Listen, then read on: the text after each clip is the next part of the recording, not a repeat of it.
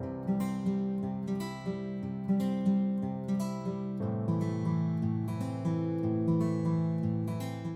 this is Natalie Bond. I'm a Student Success Advisor at the Keystone School, and I'm here with Robert Harter, who's going to tell us about his super interesting and fun career. So Robert, tell us a little bit about yourself. I'm from Berwick, Pennsylvania. I graduated from Penn State with a bachelor's degree in landscape architecture.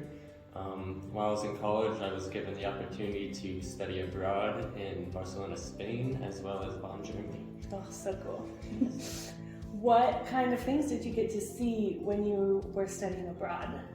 Well, our main focus was on sustainable designs, so we got to see different streetscapes and how they kind of interact with runoff water and how it can be treated before entering rivers and other waterways. Oh, that's really cool. So the sustainability factor, which is very important, obviously we know, and internationally, so that's really cool.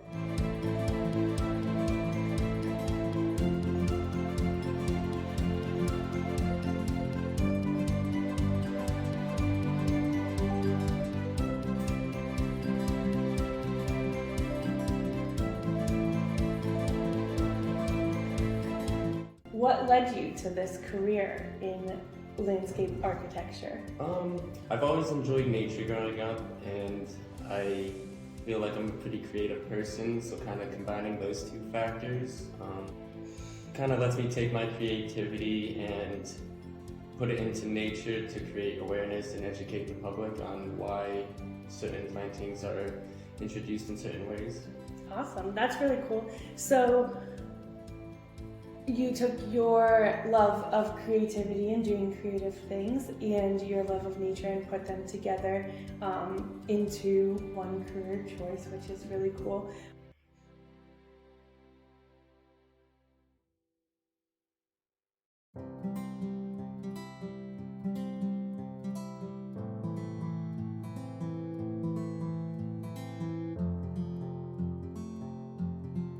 What is one thing that would surprise others to know about landscape architecture? When I first started, something that was surprising is that there's a lot of variety to the industry. It's not just the typical mowing lawns and residential installation. There's a lot of conservation techniques like riparian buffers and wildflower meadows and stormwater management.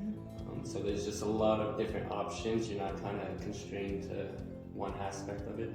That's really cool. So you're not doing you're doing landscaping and architecture every day, but you're not the same exact thing day in and day out. You get to switch it up while still doing what you like to do. That's really cool.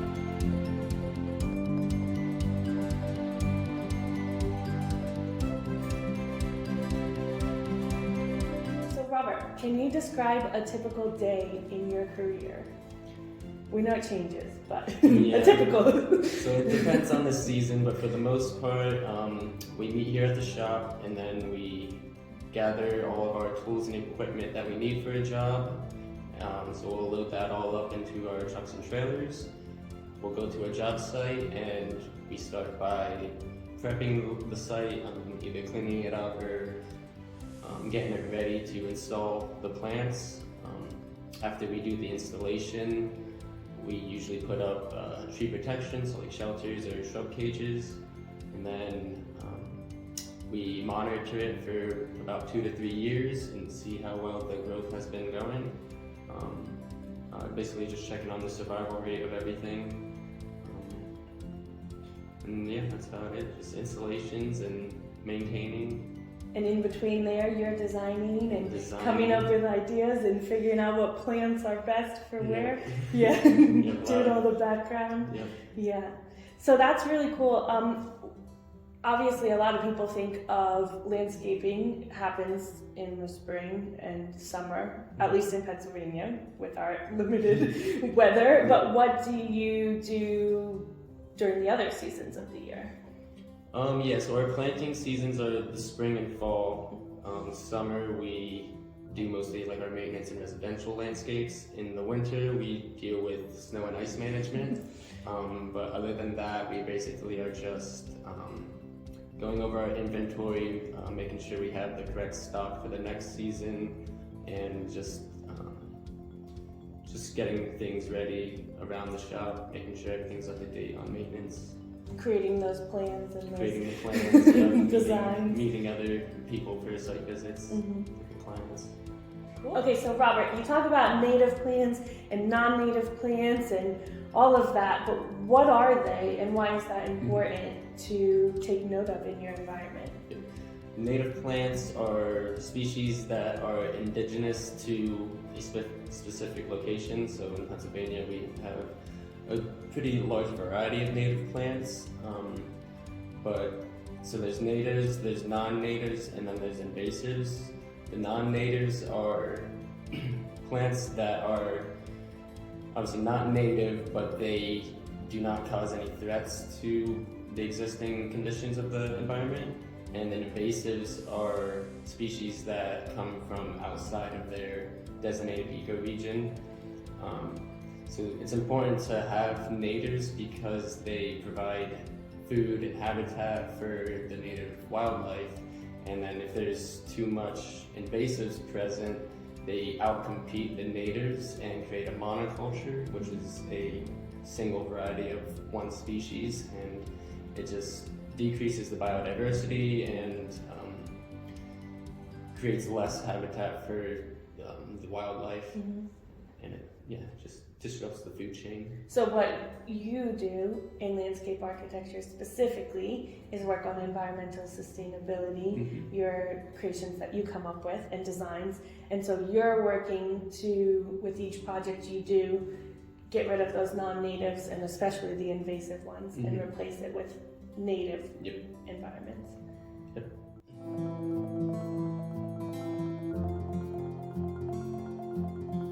So what are the requirements and the skills that are needed for this kind of career? Aside from the appreciation for the outdoors, it's important to know plant identification, so what the positives and negatives are of each plant. And that obviously changes based on your location. We're in Pennsylvania, so we have specific plants, but other places. So it's laid out by ecoregions. So most of the Northeast is all in the same ecoregion, and that can span as far from Pennsylvania to Georgia. But even within that ecoregion, some plants tolerate different soils and elevations and slopage. So there's a lot of different variables that go into it, but for the most part, a lot of plants have a wide range of site locations. Awesome. So what else do you need to have to, kind of fall into this career? Definitely some sort of environmental degree. It doesn't have to be landscape architecture, it can be biology or just like an environmental science, anything related to nature really. That's a benefit, but just depending on which route or direction you would want to go in, it definitely helps to have either at least one class on that specific item. Okay, so it helps to have the degree, but it's not, obviously to be a landscape architect, you need the architect degree to be able to do that. But to do the landscape and environmental sustainability side of it, just having some sort of knowledge is helpful, and then there can be on-job training to help you there? Yeah, for here, we don't necessarily require any degree because we do teach everything hands-on and we supply a lot of study material.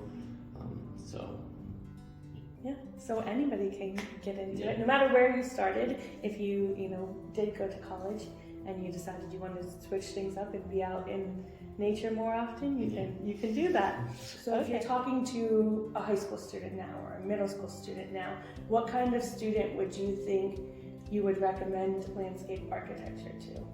Or even just environmental sustainability fields? Someone who's passionate about the landscape and the importance of native plants versus invasive plants. Someone that's hardworking, willing to do the job right and get it done efficiently. someone's not afraid to get dirty and literally dirty. Just being understanding that projects are always developing and changing and evolving over time. So there's never a set end point to a project. It's continuously moving on. Major changes, right? So you got to change with it a little bit. So if you're talking to a student that's still in school, they're in middle school, high school, and they're thinking about going into landscape architecture or environmental sciences of any sort, what would be the number one thing you would tell them to get started on and get going while they're still in school so they can prepare for a career like this? I would definitely recommend understanding your native plants so that way you can identify it correctly, and also if you identify a non-native, you can give the recommendation to substitute it for a native. So just kind of understanding the differences and why natives are important versus the invasives. Okay, so Robert, if there is a student that's interested in this career, and what is a way that they could start getting involved in landscape while they're still in school? One way would be to reach out to your local conservancy or even a landscape company. They usually provide volunteers to help with their installations and get that in-field experience so you have a better understanding of the whole scope of work. What's actually takes part in being in landscaping, not just seeing the fun videos online, right? And the pretty work that you get to walk around in parks. So Robert, thank you so much for chatting with us today. I think that I learned a lot, and I hope that everyone else did too. Do you have any final words that you would like to say or anything you'd like to add? Well, just as long as people understand the importance of taking care of the environment, because it provides healthy habitat not only for wildlife but for ourselves. Healthy environment creates healthy people and a healthy society. So. And that's what we all want, right? Yeah.